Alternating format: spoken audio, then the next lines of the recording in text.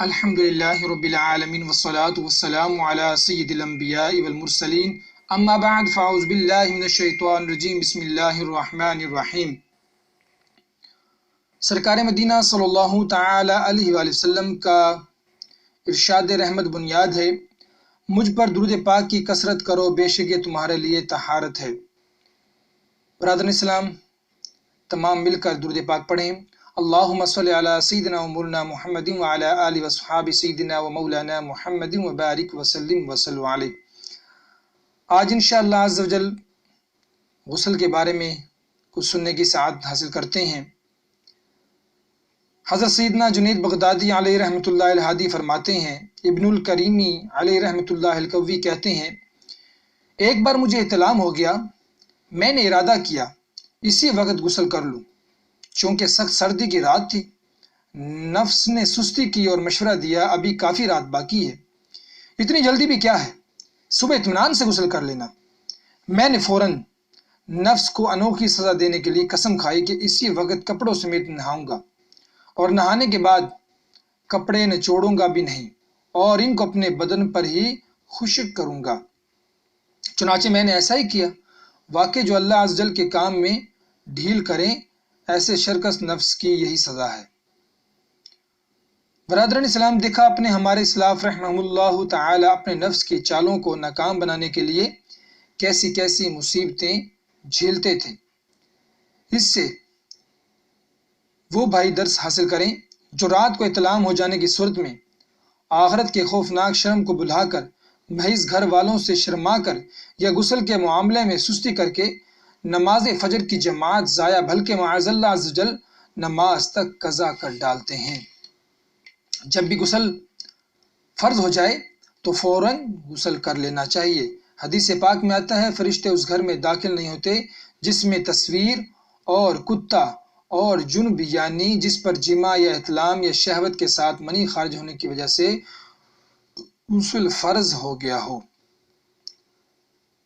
اب ہم غسل کا طریقہ سماعت کرتے ہیں، ذرا غور سے سنیے گا اور اس پر عمل بھی کیجیے گا۔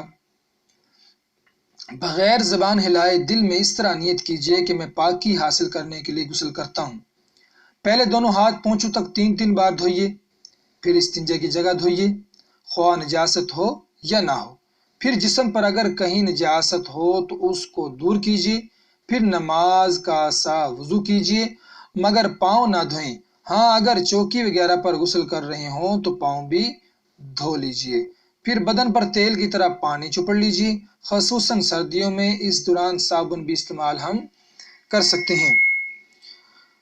پھر 3 بار سیدھے کندھے پر پانی بہائیے، پھر 3 بار الٹے کندھے پر، پھر سر پر اور تمام بدن پر 3 بار۔ پھر غسل کی جگہ سے الگ ہو جائیے۔ اگر وضو کرنے میں پاؤں نہیں دھوئے تھے تو اب دھو لیجیے۔ نہانے میں قبلہ رخ نہ ہو، تمام بدن پر ہاتھ پھیر کر مل کر نہائیں۔ ایسی جگہ نہائیں کہ کسی کی نظر نہ پڑے۔ اگر یہ ممکن نہ ہو تو مرد اپنا ستر ناف سے لے کر دونوں گھٹنوں سمیت کسی موٹے کپڑے سے چھپا لیں۔ موٹا کپڑا نہ ہو تو حسب ضرورت 2 یا 3 کپڑے لپیٹ لیں، کیونکہ باریک کپڑا ہوگا تو پانی سے بدن پر چپک جائے گا اور معاذ اللہ عز و جل گھٹنوں یا رانوں وغیرہ کی رنگت ظاہر ہوگی۔ عورت کو تو اور بھی زیادہ احتیاط کی حاجت ہے۔ دوران غسل کسی قسم کی گفتگو مت کیجیے، کوئی دعا بھی نہ پڑھیے۔ نہانے کے بعد تولیہ وغیرہ سے بدن پونجھنے میں حرج نہیں۔ نہانے کے بعد فوراً کپڑے پہن لیجیے۔ اگر مکروہ وقت نہ ہو تو 2 رکعت نفل ادا کرنا مستحب ہے۔ اب ہم غسل کے فرائض کے بارے میں سنتے ہیں۔ غسل کے 3 فرض ہیں۔ نمبر 1 کلی کرنا، نمبر 2 ناک میں پانی چڑھانا، اور نمبر 3 تمام زہری بدن پر پانی کو بہانا۔ اب ہم جو 3 فرض ہم نے بیان کیے ہیں، اب ان کی الگ الگ تفصیلات سنتے ہیں کہ کلی کو ہم نے کرنا ہے تو کس طرح اچھے طریقے سے کرنا ہے، وہ ہم سنتے ہیں۔ منہ میں تھوڑا سا پانی لے کر پچ کر کے ڈال دینے کا نام کلی نہیں، بلکہ منہ کے ہر پرزے، گوشے، ہونٹ سے حلق کی جڑ تک ہر جگہ پانی بہہ جائے۔ دوسری، ناک میں پانی چڑھانا۔ جلدی جلدی ناک کی نوک پر پانی لگا لینے سے کام نہیں چلے گا، بلکہ جہاں تک نرم جگہ ہے یعنی سخت ہڈی کے شروع تک دھونا لازمی ہے۔ اور نمبر 3 ہے تمام زہری بدن پر پانی بہانا۔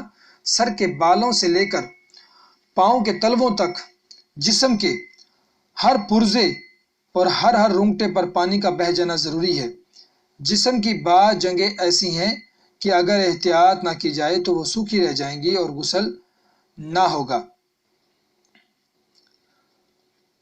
اب ہم مرد اور عورت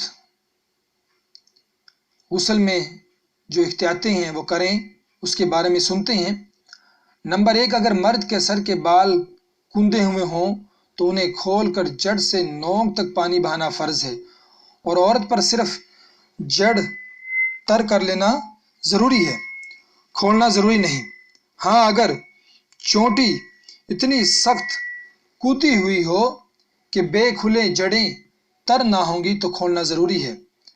نمبر 2، اگر کانوں میں بالیاں یا ناک میں نت کا چھید سوراخ ہو اور وہ بند نہ ہو تو اس میں پانی بہانا فرض ہے۔ وضو میں صرف ناک کے نت کے چھید میں اور غسل میں اگر کان اور ناک دونوں میں چھید ہو تو دونوں میں پانی بہائیں۔ نمبر 3، بھووں، مونچھوں اور داڑھی کے ہر بال کا جڑ سے نوک تک اور ان کے نیچے کی کھال کا دھونا ضروری ہے۔ کان کے ہر پرزہ اور اس کے سوراخ کا منہ دھوئیں۔ نمبر 5، کانوں کے پیچھے کے بال ہٹا کر پانی بہائیں۔ نمبر 6، ٹھوڑی اور گلے کا جوڑ کے منہ اٹھائے بغیر نہ دھلے گا۔ نمبر 7، ہاتھوں کو اچھی طرح اٹھا کر بغلیں دھوئیں۔ نمبر 8، بازو کا ہر پہلو دھوئیں۔ نمبر 9، پیٹھ کا ہر ذرہ دھوئیں۔ نمبر 10، پیٹھ کی پلٹیں اٹھا کر دھوئیں۔ نمبر 11، ناف میں بھی پانی ڈالیں۔ اگر پانی بہنے میں شک ہو تو ناف میں انگلی ڈال کر دھوئیں۔ جسم کا ہر رونگٹا جڑ سے نوک تک دھوئیں۔ ران اور پیڑ ناف سے نیچے کے حصے کا جوڑ دھوئیں۔ جب بیٹھ کر نہائیں تو ران اور پنڈلی کے جوڑ پر بھی پانی بہانا یاد رکھیے۔ دونوں سرین کے ملنے کی جگہ کا خیال رکھیے، خصوصاً جب کھڑے ہو کر نہائیں۔ رانوں کی گولائی اور پنڈلیوں کی کروٹوں پر پانی بہائیں۔ ذکر و انثیین فوطوں کی نچلی سطح جوڑ تک اور انثیین کے نیچے کی جگہ جڑ تک دھوئیں۔ جس کا ختنہ نہ ہو وہ اگر کھال چڑھ سکتی ہو تو چڑھا کر دھوئے اور کھال کے اندر پانی پہنچائے۔ ڈھلکی ہوئی پستان کو اٹھا کر پانی بہائے۔ پستان اور پیٹ کے جوڑ کی لکیر دھوئے۔ فرج خارج یعنی عورت کی شرمگاہ کے باہر کے حصے کا ہر گوشہ اور ہر ٹکڑا اوپر نیچے خوب احتیاط سے دھوئے۔ فرج داخل یعنی شرمگاہ کے اندرونی حصے میں انگلی ڈال کر دھونا فرض نہیں، مستحب ہے۔ اگر حیض یا نفاس سے فارغ ہو کر غسل کرے تو کسی پرانے کپڑے سے فرج داخل کے اندر سے خون کا اثر صاف کر لینا مستحب ہے۔ اگر نیل پالش ناخنوں پر لگی ہو تو اس کا بھی چھڑانا فرض ہے، ورنہ غسل نہیں ہوگا۔ ہاں، مہندی کے رنگ میں حرج نہیں۔ زخم پر پٹی وغیرہ بندھی ہوئی ہو اور اسے کھولنے میں نقصان یا حرج ہو تو پٹی پر ہی مسح کر لینا کافی ہے۔ نیز کسی جگہ مرض یا درد کی وجہ سے پانی بہانا نقصان دہ ہو تو اس پورے عضو پر مسح کر لیجئے۔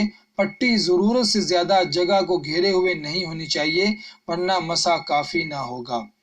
اگر ضرورت سے زیادہ جگہ گھیرے بغیر پٹی باندھنا ممکن نہ ہو، مثلاً بازو پر زخم ہے مگر پٹی بازو کی گولائی میں باندھی ہے جس کے سبب بازو کا اچھا حصہ بھی پٹی کے اندر چھپا ہوا ہے، تو اگر کھولنا ممکن ہو تو کھول کر اس حصے کو دھونا فرض ہے۔ اگر ناممکن ہے یا کھولنا تو ممکن ہے مگر پھر ویسے نہ باندھ سکے گا اور یوں زخم وغیرہ کو نقصان پہنچے گا تو اندیشہ ہے تو ساری پٹی پر مسح کر لینا کافی ہے۔ بدن کا وہ اچھا حصہ بھی دھونے سے معاف ہو جائے گا۔ منی کا اپنی جگہ سے شہوت کے ساتھ جدا ہو کر وضو سے نکلنا یہ غسل کو فرض کر دیتا ہے۔ نمبر 2، احتلام یعنی سوتے میں منی کا نکل جانا۔ نمبر 3، شرمگاہ میں حشفہ سپاری داخل ہو جانا، خواہ شہوت ہو یا نہ ہو، انزال ہو یا نہ ہو، دونوں پر غسل فرض ہے۔ حیض سے فارغ ہونا۔ نمبر 5 نفاس یعنی بچہ جننے پر جو خون آتا ہے اس سے فارغ ہونا۔ اکثر عورتوں پہ یہ مشہور ہے کہ بچہ جننے کے بعد عورت 40 دن تک لازمی طور پر ناپاک رہتی ہے۔ یہ بات بالکل غلط ہے۔ برائے کرم نفاس کی ضروری وجوہات ہمیں ضرور پڑھ لینی چاہیے۔ بچہ پیدا ہونے کے بعد جو خون آتا ہے اس کو نفاس کہتے ہیں۔ اس کی زیادہ سے زیادہ مدت 40 دن ہے، یعنی اگر 40 دن کے بعد بھی بند نہ ہو تو مرض ہے، لہذا 40 دن پورے ہوتے ہی غسل کر لے، اور 40 دن سے پہلے بند ہو جائے، خواہ بچہ کی ولادت کے بعد 1 منٹ ہی میں بند ہو جائے تو جس وقت بند ہو غسل کر لے اور نماز روزہ شروع کرے۔ اگر 40 دن کے اندر دوبارہ خون آ گیا ہے تو شروع ولادت سے ختم خون تک سب دن نفاس ہی کے شمار ہوں گے۔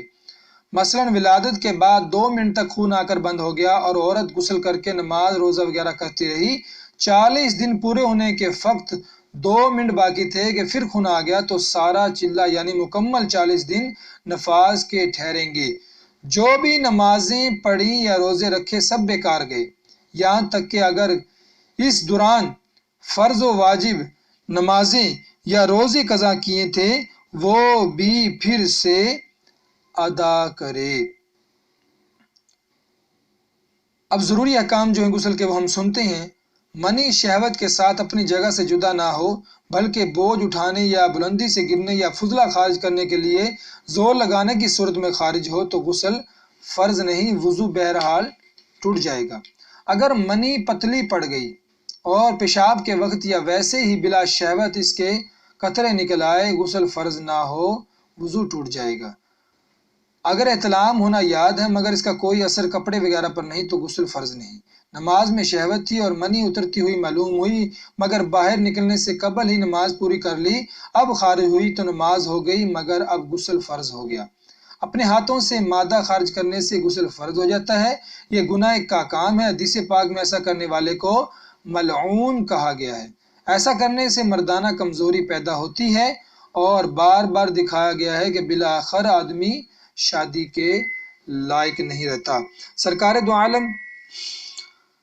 اعلیٰ حضرت امام اہل سنت مولانا شاہ احمد رضا خان علیہ رحمۃ الرحمن کی خدمت میں عرض کیا گیا، ایک شخص مجلوک مشت زنی کرنے والا ہے، وہ اس فعل سے نہیں مانتا ہے، ہر چند اس کو سمجھایا ہے، آپ تحریر فرمائیے اس کا کیا حشر ہوگا، اس کو کیا دعا پڑھنی چاہیے جس سے اس کی عادت چھوٹ جائے؟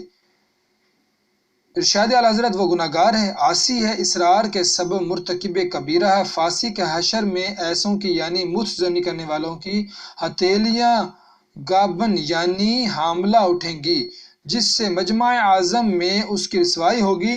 اگر توبہ نہ کرے تو اور اللہ عز وجل معاف فرماتا ہے جسے چاہے اور عذاب فرماتا ہے جسے چاہے۔ اسے چاہیے کہ لا حول شریف کی کثرت کرے اور جب شیطان اس حرکت کی طرف بلائے تو فوراً دل سے متوجہ با خدائے عز و جل ہو کر لا حول پڑھے، نماز پنجگانہ کی پابندی کرے، نماز صبح کے بعد بلا ناگہ سورہ اخلاص شریف کا ورد رکھے، انشاءاللہ عز و جل ان چیزوں سے بچ جائے گا۔ اگر بہتے پانی مثلا دریا یا نہر میں نہایا تو تھوڑی دیر اس میں رکنے سے 3 بار دھونے ترتیب اور وضو سب سنتیں ادا ہو گئیں، اس کی بھی ضرورت نہیں کہ اعضاء کو 3 بار حرکت دے۔ اگر تالاب وغیرہ ٹھہرے پانی میں نہایا تو اعضاء کو 3 بار حرکت دینے یا جگہ بدلنے سے 3 بار دھونے کی سنت ادا ہو جائے گی۔ برسات میں یا نل فوارے کے نیچے کھڑا ہو بہتے پانی میں کھڑے ہونے کے حکم میں ہے۔ بہتے پانی میں وضو کیا تو وہی تھوڑی دیر اس میں وضو کو رہنے دیں اور ٹھہرے پانی میں حرکت دینا 3 بار دھونے کے قائم مقام ہے۔ وضو اور غسل کی ان تمام صورتوں میں کلی کرنا اور ناک میں پانی چڑھانا ہوگا۔ جمعہ، عید الفطر، بقرعید، عرفہ کے دن یعنی 9 ذوالحجہ الاحرام اور احرام باندھتے وقت نہانا سنت مبارکہ ہے۔ اللہ تعالیٰ سے دعا ہے کہ ہم نے جو کچھ سنا اس پر عمل کرنے کی توفیق عطا فرمائے۔ آمین بجاہ نبی الامین صلی اللہ تعالی علیہ وآلہ وسلم۔